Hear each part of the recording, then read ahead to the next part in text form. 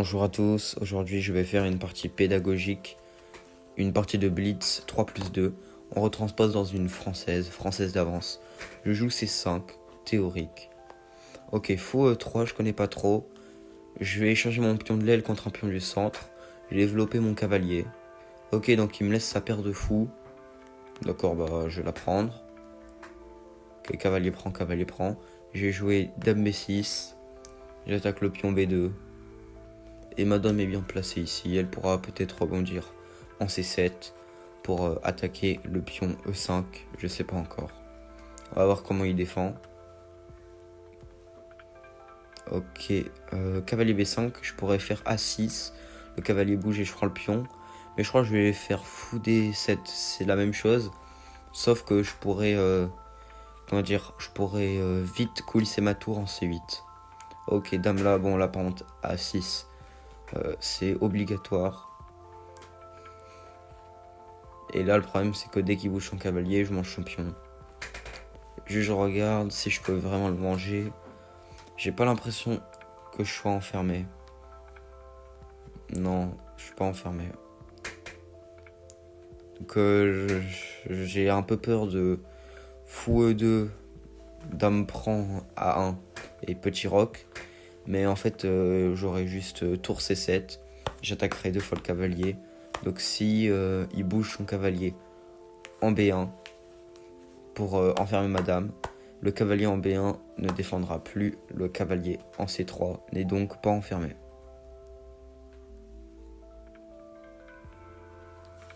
D'accord, du coup, je vais attendre de voir sa réponse.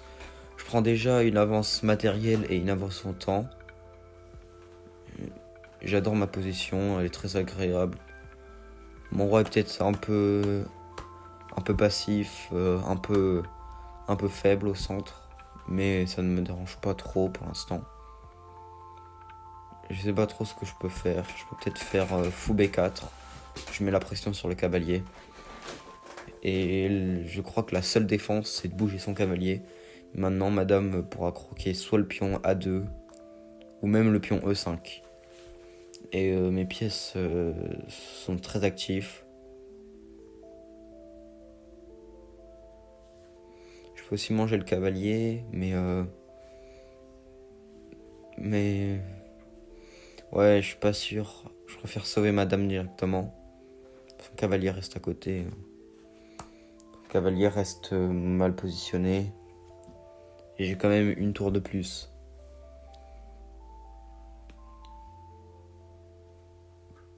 En plus de ça, j'ai la paire de fous dans une position assez ouverte. Ok, j'avais eu ce coup, mais je me suis dit juste tour C7. Comme ça, dès qu'il prend mon fou, je prends de la tour, je suis pas déroqué. D'ailleurs, je vous remercie pour les 9 abonnés. Ça serait bien qu'on passe aux 10.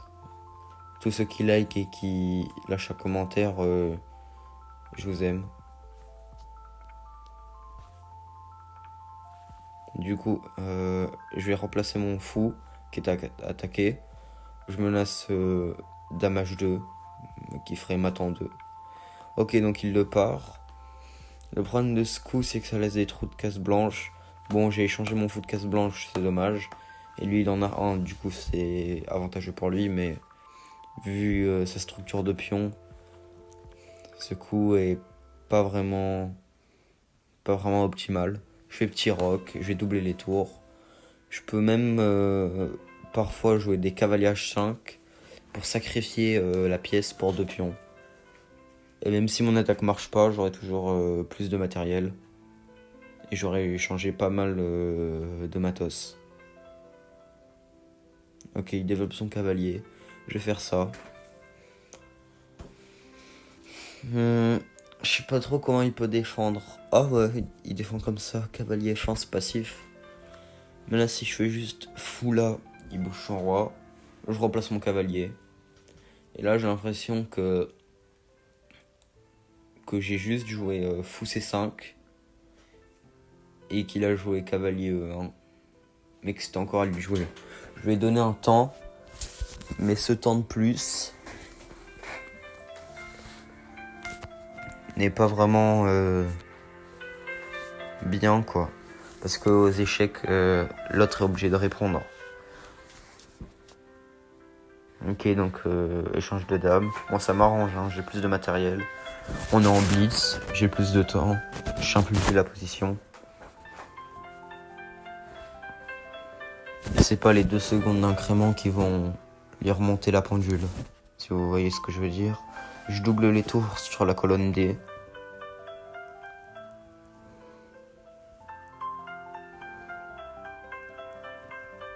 En fait, l'idée c'est que s'il prend mon pion, je pourrais juste, comment dire, si je prends son pion, ok, ouais, c'est pas clair. Si je prenais son pion, il prenait mon cavalier. Non, il prenait d'abord ma tour, il gagnait une pièce. Dans cette position, je la jugeais comme avantage noir toujours. Et voilà, je lui laissais aucune chance. Je lui mettre la pression jusqu'au bout, j'y change. Donc là, je suis dans une finale où, je sais pas si vous avez remarqué, mais j'ai une tour de plus. J'anticipe les coups, je mets la pression. Ok, son fou débarquant en E2, mais du coup, double attaque sur le fou en E2 et le pion en A2. Ok, moi je vais vite ramener mon roi. Je peux peut-être faire échec. Ok, il déplace son fou, je peux prendre. Je vais essayer de jouer tranquillement. Je vais me poser.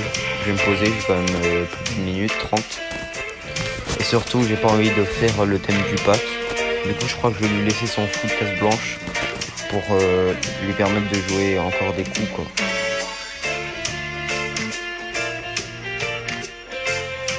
Ok, je bouge mon roi. Le tour là. Son roi est presque enfermé. Je pousse le pion. Ah, ok. Ah, mais non, mais le problème, c'est que je suis pas sûr de vouloir prendre le fou. Sinon, il pourrait y avoir justement le thème du patte. Du coup, je pousse le pion. Ok, donc je pousse. Ok, fou là. Je ramène mon roi. Il bouge son roi. Je ramène le mien. Et fou là.